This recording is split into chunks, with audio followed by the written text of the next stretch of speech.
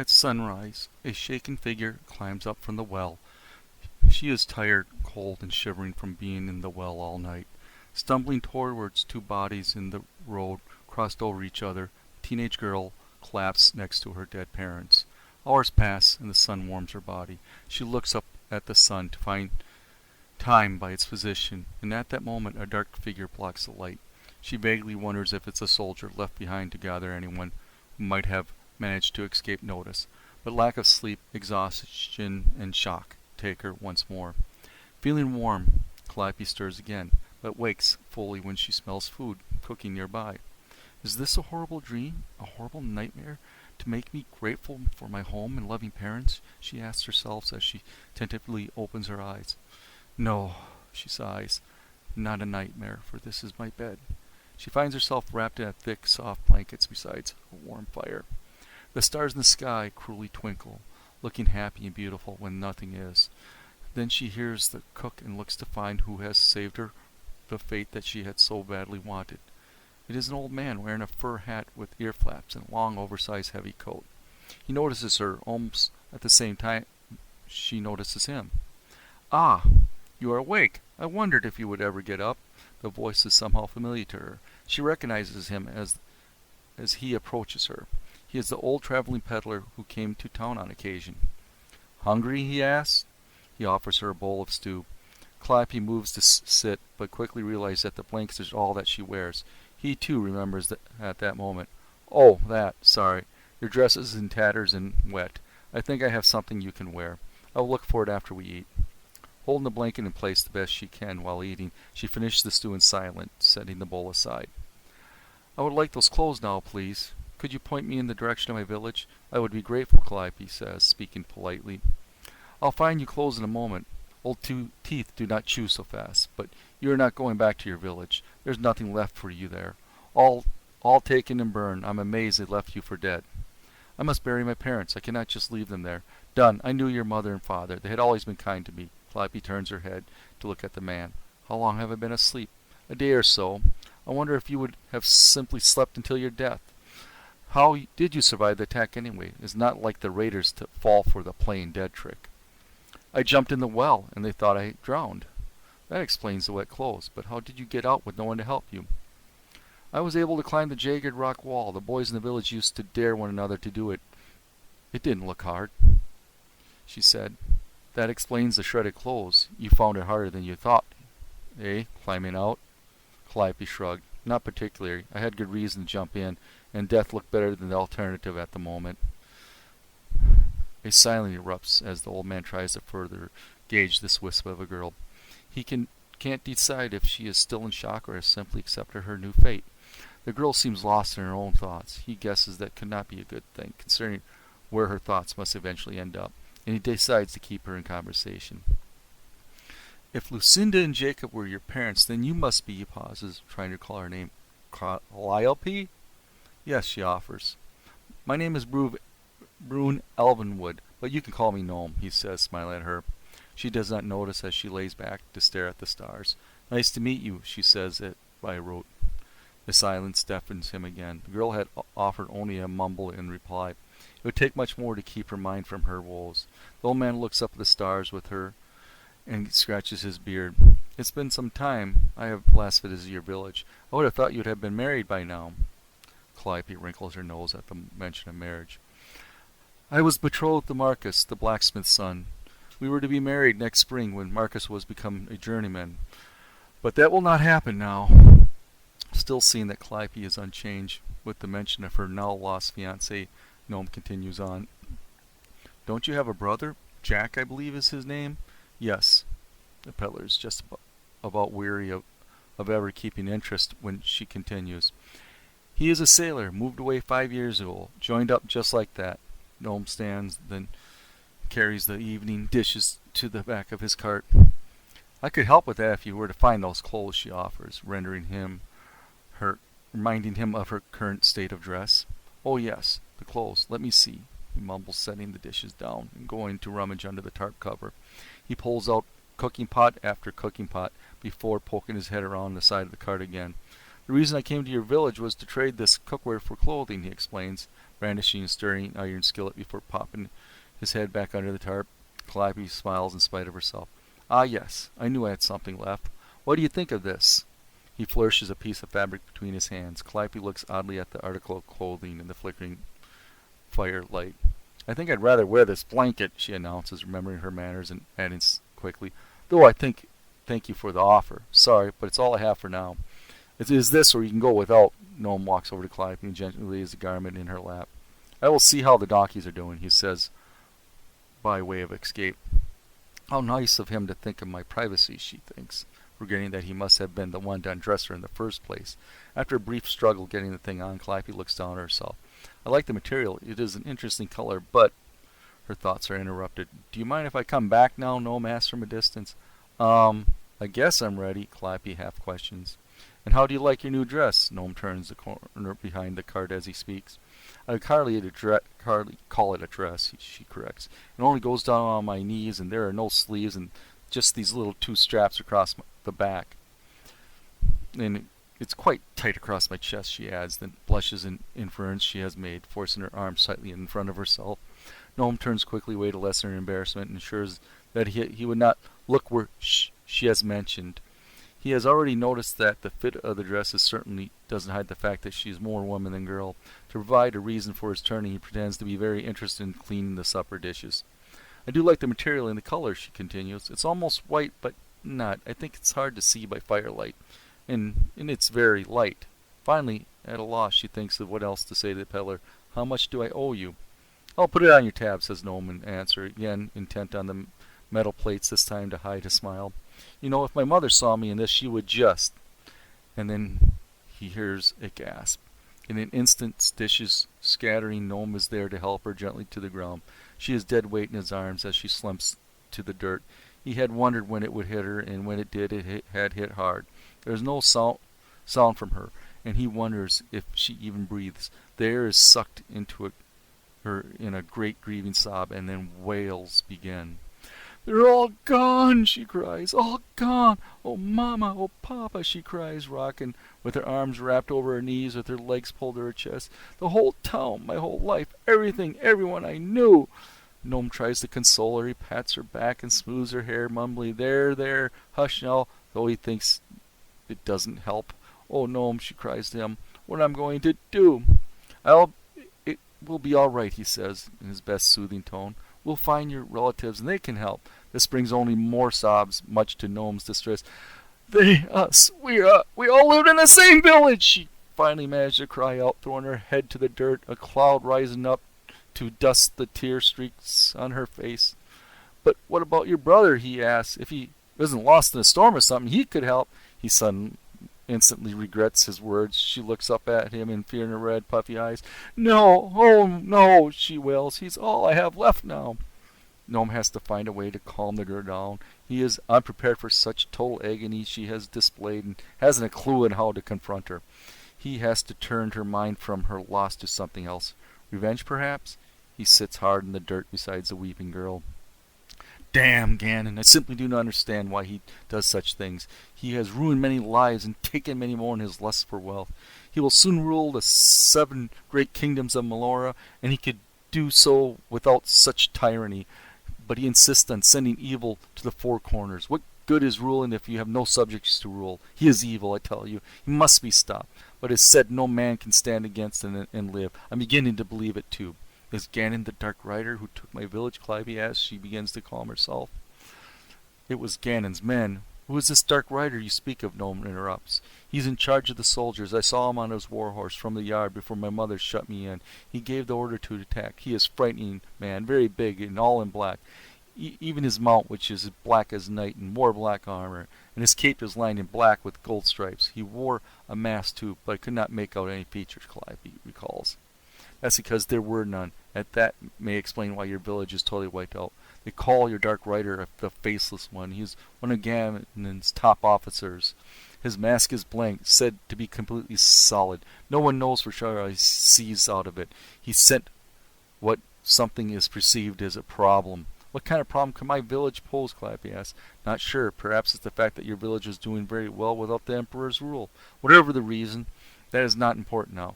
As he begins to break camp. I think you better get moving along. You never know when those raiders might return. Calliope follows his lead, helping to stow the gear. Gnome hitches the cart to a donkey, leaving the other following the cart on a lead. Where are we going? Calliope asks. I think we could go to Riverdale. Then you can decide what you want to do. You aren't going to leave me there, are you? There is the terrible fear in her voice. Of course not. I just can't turn you out on the streets, and you're a bit old for someone to adopt. Perhaps we could find you a husband. Calliope wrinkles her nose at this to fight herself. Gnome chuckles. The stars are fading to the dawn as Gnome walks around his cart looking up into the early morning sky. Let's get moving. He clicks his tongue and the donkey starts forward, the cart creaking and groaning under its burden. Calliope falls in behind, Gnome picking her way gently along the road. As carefully as she is, the inevitable happen. Ouch! She cries out. Gnome turns to find her trying to catch up, hopping on one foot. He stops the cart. Can't have you hopping all the way to Riverdale, he says with a smile, reaching into his cart. He retrieves a pair of gold-colored sandals. Here, he tosses the sandals to Calliope. Try these on. He reaches into his pocket and pulls out a gold hair comb. You might as well have this, too. It's a match set. He tosses the comb to her as well. And don't worry about the cost, he teases. I'll put it on your tab.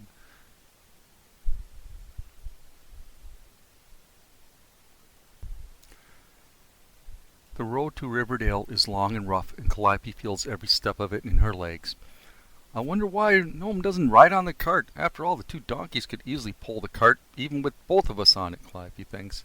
Gnome talks as he walks, and it seems to Calliope his capacity for both is endless. He asks Calliope questions about the road they travel and about their surroundings, the kinds of trees, the animals they see. She notices, too, that Gnome does not appear as old as she once thought. He stands upright and moves more quickly with a spring to his step and in his voice. He asks about the smells in the air, what the weather is like, and how it all relates. He points out the birds, the insects, even the rocks do not escape his attention. He even comments on how deeply the pebbles in the road have been pushed in by previous travelers. They travel through dense wood and open fields, the dirt road winding around obstacles and sometimes going straight. By the time they reach the outskirts of Riverdale, Calliope's eyes and ears are as tired as her feet. Not so tired, likely, as to miss the change that overcomes Gnome as they near the town. The closer to town they get, the more aged Gnome appears to be. He walks hunched over and drags his feet. He speaks less often and slowly. It seems that even his features age. Though she knows this is impossible, she is quite impressed with Gnome's ability to present himself this way. Gnome stops the cart just outside the outer gates and begins to adjust the load. Calliope isn't sure what he is doing until he beckons to her, and when she approaches, picks her up and tosses her up on the cart. What's this? She exclaims. Now I'm allowed to ride? You're not riding, you're advertising. Calliope is confused at the comment and opens her mouth to ask for clarification, but the cart lurches forward and she's forced to find a handhold. Gnome moves ahead with the donkey and she cannot ask the questions. Riverdale is much bigger than the village she grew up in. As they get further into town, she notices that the buildings get closer together. She notices, too, that the girls and young women wear dresses similar to hers. Many of the women point and talk excited to friends as they pass by. Now I know what Gnome means by advertising, she thinks. He means to sell this bolt of cloth beside me. I'm showing off the fabric. She can see men looking at her, too, though none of them point. Men must be more relaxed about buying their women dresses here, since so many of them seem to be admiring the one I'm wearing. She is enjoying being advertised and even begins to wave to those that stare at her, flashing her best smiling. Many wave back and some smile, although some of the men's smiles have an odd look to them and makes her vaguely uncomfortable. The cart lurches to a stop and Calliope is forced to grab hold again for fear of being thrown into the tarp. She looks to see what has stopped them. Soldiers! She flattens herself to the bulging covered mound on top of the cart immediately and pulls her legs up tight to her chest, trying to be as small as she can. The fear that overtakes her when she sees them surprises even her, but she cannot shake it. She listens as Gnome speaks to them. You need to pay the entrance fee before proceeding, old man, says one.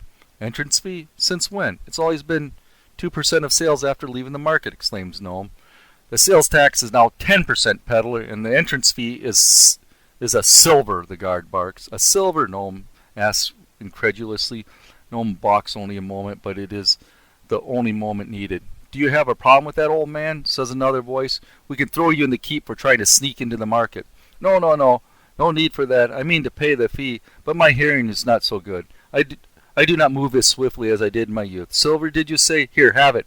There's a pause. Thank you for indulging the ineptitudes of the aged, Gnome cajoles as the cart lurches forward again. Gnome guides the cart through the open wooden gates to the inner part of the town.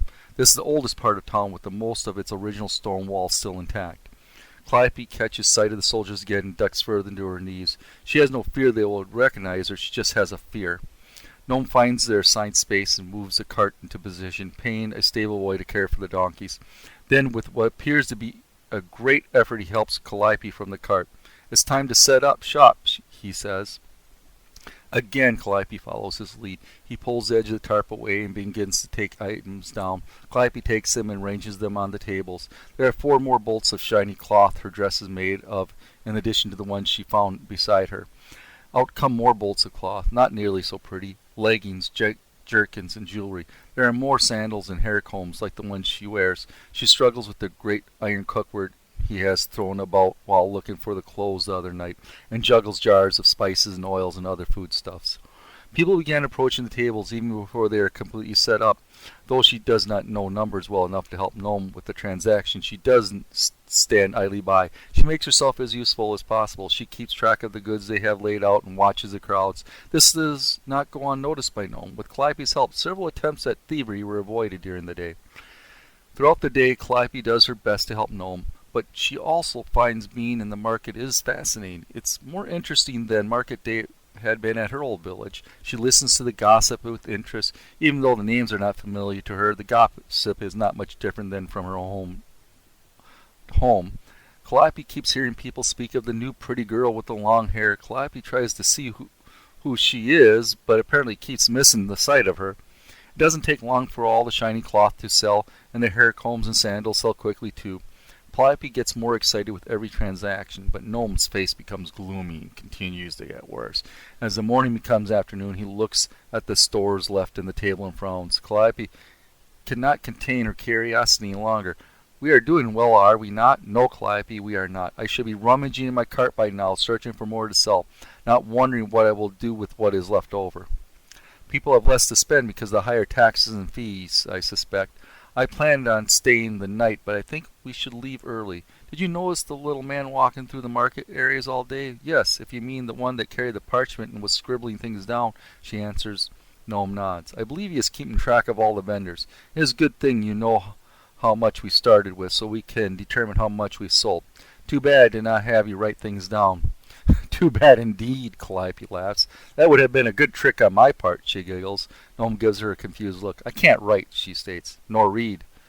Very few people in my village could. We were not scholars nor statesmen. We had nothing important to write down, and important parchments were read to us by our Lord. Reading is an essential part of life, Calliope. You should learn to read.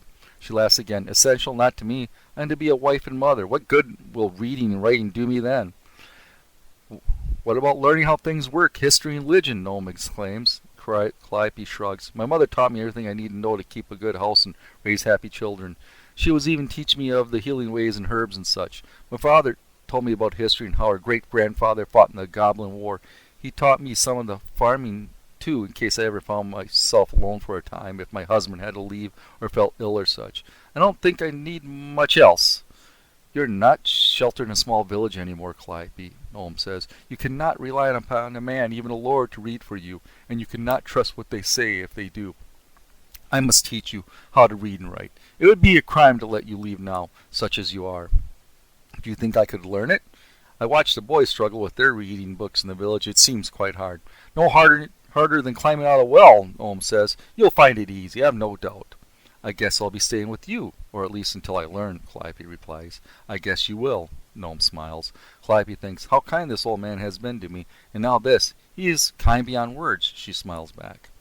Thank you, Gnome, she whispers. You're welcome, Calliope. Always, he replies, and quickly turns to begin gathering up his goods, thankful he could hide the awkwardness of the moment. Now enough talk. If you could begin to gather what we have left, I will get the donkeys. I still need to buy some things before the market closes. We must hurry if we expect to leave by dusk. Of course, Gnome, she smiles again. Gnome hurries away from the tables and returns soon to hitch up the donkeys. They stop at a wine shop on their way out and load up with various jugs and bottles. They stop at a leather goods store. Gnome exits and the shopkeeper follows, leaning against the door jamb, leering at Calliope. Gnome quickly stuffs what looks like a miniature donkey harness into the cart and returns to the lead rope of the donkey. Calliope watches, glancing every now and then at the shopkeeper, who continues to stare at her with that odd look on his face. It makes her uncomfortable, like the smiles the men on their way into the market had. "She'll fetch a good price in Mountain Town," the shopkeeper calls out and licks his lip, still staring at Calliope. "Aye, that she will," Gnome calls back and gives the lead rope a tug. The donkey leans and the cart groans in protest before slowly starting to roll. Calliope cannot help to look at the strange shopkeeper with his even stranger stare one more time. What does he mean? Is Gnome planning on selling one of the donkeys? And couldn't that strange man tell the difference between a stallion and a mare? Gnome clicks to the donkeys and urges it forward, hurrying to reach the gate. "If we get caught in the market overnight," he explains, "I fear the cost will be enormous." Calliope nods, adding her own urging to his. Their cart is nearly the last one out of the gate before it closes, and Calliope notices that Gnome is right. Immediately, the soldiers begin to circulate amongst those caught inside, demanding a lodging fee. As for themselves, they pass through the market gate into a hastily erected corral. Calliope tries to be as brave as possible as she walks by the soldiers, but she can still feel her heart pounding. The soldiers pay her no mind, and she takes a moment to look around. There is a long, low barriers made of fence rails set up to the left and right, forming a path down the middle of the corral. The little man with the parchment for the market is sitting at a small table behind the barriers to the right, and the inkwell holding the paper still in the breeze. Across from him is a man who is dressed much the same, sitting behind a matching table, but he has no parchment or ink. Several large sacks of money sit beside his chair, some of them threaten to overflow. Calliope can see several carts behind the barriers, their owners standing near, worrying, etched on their faces. "Taxes, please," barks the soldier, belaying the courtesy in the statement. Calliope nearly jumps from her skin at his order, brings her back to her observation. She looks to Gnome, fear on her face. Gnome is very calm as he places a small sum of money in the offer bowl. The soldier turns and walks the bowl to the little Moneybags man, who begins to count. After a minute, Moneybags calls out a number. Parchment man peruses his paper, then finding what he is looking for, dips his quill and makes a mark. He looks up and nods to Moneybags, who in turn nods to the soldier. "You may pass," says the soldier. Gnome urges his donkey forward quickly. Calliope looks around once more and sees that two carts behind them are being pulled to the side behind the barriers. The corral gates are closed behind them, and Calliope turns and walks backward to continue her observation. The little Moneybags man begins to oversee several soldiers as they gather the sacks into a small cart. The little parchment man stands and then carefully climbs onto his chair, facing the carts behind him. He unrolls a scroll. Calliope remembers a scroll much like that, and her heart begins to race. In her voice, it seems much too large for him. The little parchment man reads aloud. "It is the word and law of the great Emperor Ganon that all those attempting to steal from His Imperial Majesty by denying the legal taxes due shall be imprisoned and their goods and personal items confiscated." Just as it had been in her village, the last word, the soldiers set upon the owners of the carts. Calliope watches in horror as the men and women are dragged away screaming. Many of the men and even some of the women resist and are cut down immediately. Tears stream down Calliope's face as she watches, shocked, still in the middle of the street, unable to turn away. Gnome grabs her roughly by the shoulders and spins her around. "Girl, do you want to die? Keep moving," he whispers, yells, and gives her a shove toward the cart. She stumbles but recovers and begins to turn. "Gnome, don't look back. Continue walking," he says. You'll stay beside me from now on." She quickly moves to the front of the cart and waits. Head bowed, he takes the lead rope again, and animals begin to walk. Calliope falls into step. They walk in silence, still able to hear the screams from the crowd. Finally, when the sounds have faded in the distance, Calliope speaks. "How did you know, Gnome?" "I read the sign, Calliope. It said, 'Tax collection, have money ready.'" "But most people can't read," Calliope sounding puzzled. "Yes, you're right, and they know that." Gnome and Calliope walk on. Soon it becomes too dark for Calliope to see. Gnome doesn't seem to have difficulty, but after the second stumble from Calliope, Gnome leads the cart into a small clearing a short way off the road, into a clearing of waist-high grass. "Now, make sure you stay quiet. Bandits travel these roads at night, so we'll not have a fire either."